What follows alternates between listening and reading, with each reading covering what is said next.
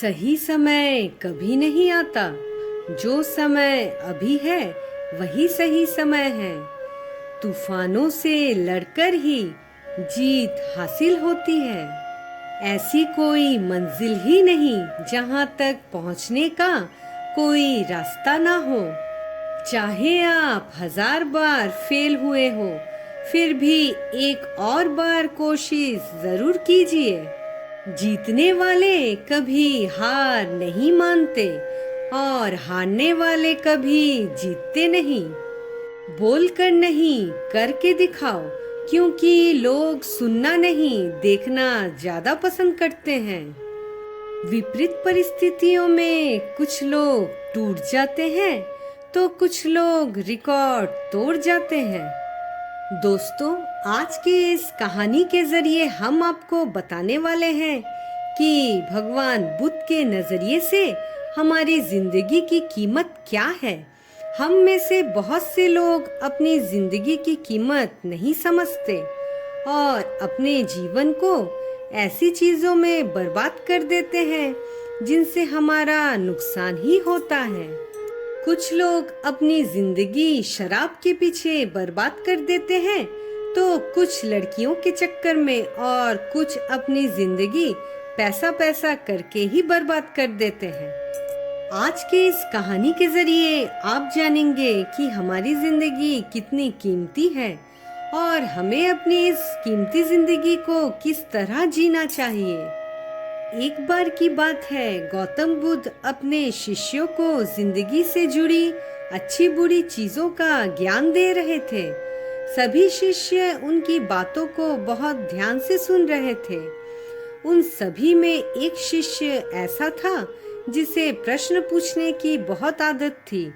वो उठकर गौतम बुद्ध के पास गया और उसने बोला, आप हमें जिंदगी के बारे में जो कुछ सिखा रहे हैं उन सबका क्या फायदा, क्योंकि हम में से बहुत से बच्चों को ये भी नहीं पता कि हमारे जीवन का मूल्य क्या है और ये जीवन हमारे लिए कितना कीमती है।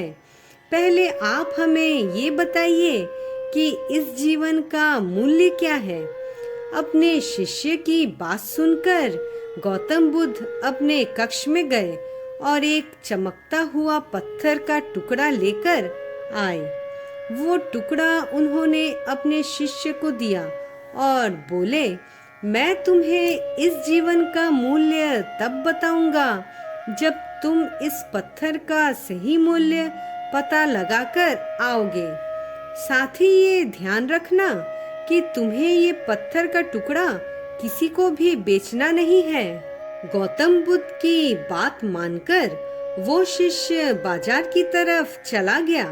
बाजार में सबसे पहले उसकी नजर एक फल बेचने वाले पर पड़ी और उसने वो पत्थर उस फल वाले को दिखाया और बोला, इस पत्थर के बदले आप मुझे कितने फल दे सकते हो।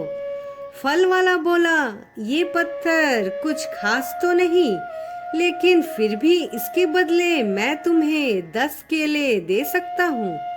वो शिष्य उस पत्थर को लेकर आगे चला गया। फिर उसे एक सब्जी वाला मिला। शिष्य ने उस सब्जी वाले से उस पत्थर की कीमत पूछी। सब्जी वाले ने उस पत्थर को ध्यान से देखा और बोला, इस पत्थर के बदले मैं तुम्हें ज्यादा से ज्यादा एक बोरी भरकर सब्जियां ही दे सकता हूँ। इसके बाद वो शिष्य उस पत्थर को लेकर एक सोने के व्यापारी के पास गया। उस पत्थर के टुकड़े की चमक देखते ही उस सुनार ने उसकी कीमत 100 सोने के सिक्के लगाई। शिष्य ने वो टुकड़ा बेचने से मना किया तो वो सुनार उसके बदले 200 सोने के सिक्के देने को भी राजी हो गया, लेकिन शिष्य ने वो पत्थर नहीं बेचा।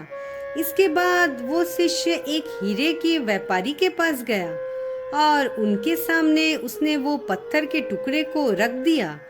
उस पत्थर को देखते ही हीरे के व्यापारी ने एक साफ कपड़ा बिछाया, उस पत्थर को उसके ऊपर रखा, फिर उसकी परिक्रमा की और हाथ जोड़कर उस पत्थर को कपड़े से लपेटकर वो बोला, तुम जिसे मामूली पत्थर समझकर उसकी कीमत पूछ रहे हो, असल में ये एक बेशकीमती रूबी है। ऐसा रूबी हर किसी को नहीं मिलता। मैं अगर अपना सब कुछ बेच भी दूं, तो भी इसकी कीमत नहीं चुका सकता। उस व्यापारी की बातें सुनकर वो शिष्य हैरान हो गया। वो दौड़ा दौड़ा सीधा बुद्ध के पास आया और उस शिष्य ने जो कुछ भी बाजार में हुआ सब बुद्ध को बताया। उसकी अचरज भरी बातें सुनकर गौतम बुद्ध बोले, तुम्हारे सवाल का जवाब इस रूबी की कीमत में ही छिपा है। हमारा जीवन भी एक रूबी है। रूबी की तरह ये भी एक बेशकीमती है, लेकिन हम इस बात को हमेशा नजरअंदाज करते हैं और अपने जीवन का मूल्य नहीं समझते। हम दूसरों को देखकर और उनके जैसा जीवन जीने की कोशिश में अपने जीवन की कीमत को कम कर देते हैं।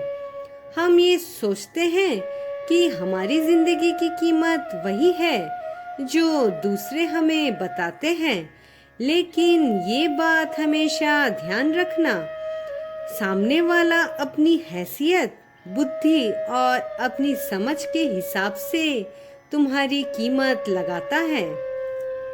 आज की इस कहानी के जरिए हमने जाना कि हमारी जिंदगी की कीमत क्या है, हमारा जीवन कितना अनमोल है।